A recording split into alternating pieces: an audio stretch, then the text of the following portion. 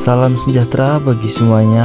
Kami dari kelompok 2 ingin mempresentasikan tentang landasan teoritis pendidikan dasar. Nah, dan di sini saya tidak sendiri, saya ditemani teman-teman saya. Perkenalkan, nama saya TV Geotri sebagai pemateri 1, Oke Merinda sebagai pemateri 2, dan Krisantus sebagai pemateri 3. Nah, menurut kalian landasan pendidikan itu apa sih? Di sini, landasan pendidikan adalah tumpuan dasar atau asas konseptual yang menyelubungi pendidikan secara keseluruhan. Biasanya, yang dibahas terkait dengan landasan pendidikan ini adalah hakikat manusia sebagai makhluk pembelajar, situasi, proses, perubahan sosial, aliran pelaksanaan, hingga permasalahan-permasalahan pendidikan. Nah, terus fungsi dan tujuannya apa sih? Fungsi dan tujuan landasan pendidikan, mengapa kita harus memiliki landasan seperti itu? Karena pendidikan merupakan salah satu hak dasar manusia dan berpengaruh besar terhadap kehidupan seorang, mulai dari kehidupan sosial hingga taraf ekonomi seseorang. Terus, apa sih landasan teoritis? Landasan teoritis pendidikan merupakan suatu dasar atau pedoman teori yang dijadikan titik tolak dalam menjalankan dan mengembangkan praktik pendidikan. Nah, terus kegunaan landasan pendidikan apa sih? Yaitu untuk mengetahui berbagai konsep, prinsip, dan teori pendidikan dalam melaksanakan praktek pendidikan, mempunyai pengalaman kritis terhadap pandangan-pandangan teori pendidikan yang dapat dikembangkan dalam pelaksanaan pendidikan, secara langsung atau tidak langsung memberikan kontribusi pada pola pikir dan pola kerja calon pendidik secara terpadu tentang bagaimana seharusnya melaksanakan studi dan praktek pendidikan. Terus, dapat lebih meyakini dan menghayati tentang konsep, prinsip, dan teori pendidikan yang dipelajari dalam pelaksanaan pendidikan. Dan yang terakhir, untuk menghindari berbagai kesalahan dalam studi dan praktek pendidikan.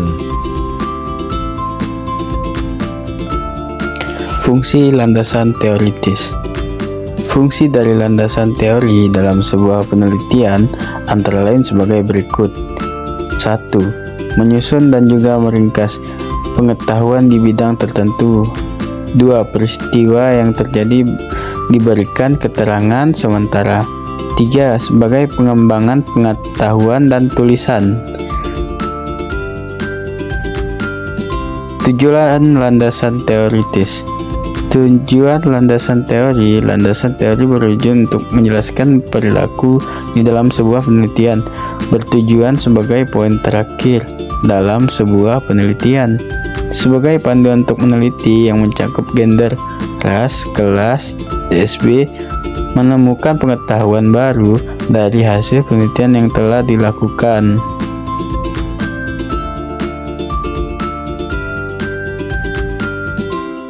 Kontribusi teori dalam pendidikan. 1. Faktor lingkungan dan faktor bawaan harus lebih diperhatikan dalam proses pendidikan karena keduanya sangat berpengaruh dalam hasil pendidikan. Contohnya, anak dengan IQ tinggi yang berada di lingkungan yang sesuai akan berhasil dalam pendidikan. Sebaliknya, anak dengan IQ rendah walaupun berada di lingkungan yang baik tetap akan terlihat perbedaannya. 2. Pendidikan diharapkan dapat menyediakan lingkungan yang bisa berubah faktor-faktor tersebut ke arah yang lebih baik. Nah, contohnya seperti suasana ruangan yang berbeda, memperbanyak interaksi, memberikan perhatian yang sama ke semua siswa, pahami latar belakang murid, berikan support penuh pada murid, gunakan teknologi, gunakan media pembelajaran, dan praktek. 3. Dengan adanya teknologi pendidikan, maka diharapkan dapat mendorong peserta didik agar berhasil dalam belajar.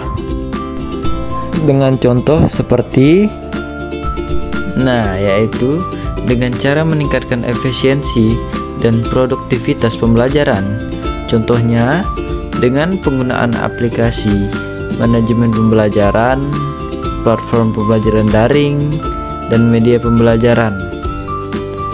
Contoh teknologi dalam pendidikannya, aplikasi manajemen pembelajaran untuk mengatur jadwal menyusun materi dan mengevaluasi hasil belajar siswa.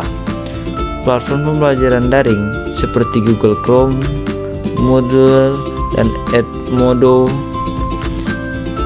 dan buku teks digital, media pembelajaran interaktif, dan simulator virtual.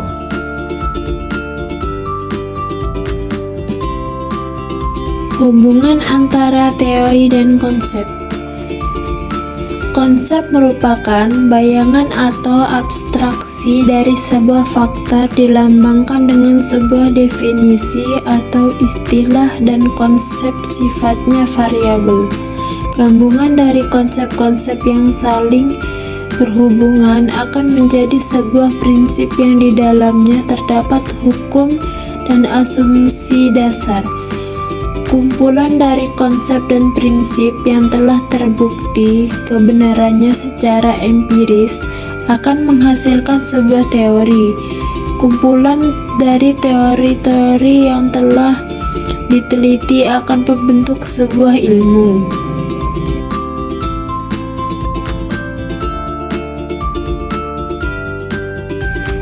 Teori-teori pendidikan.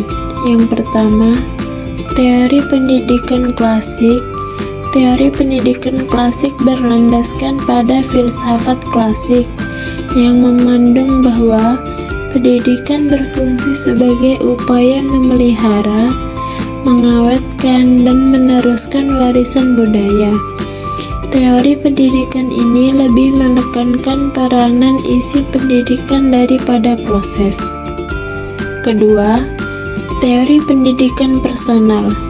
Teori pendidikan ini berasumsi bahwa sejak anak dilahirkan, anak tersebut telah memiliki potensi-potensi tertentu.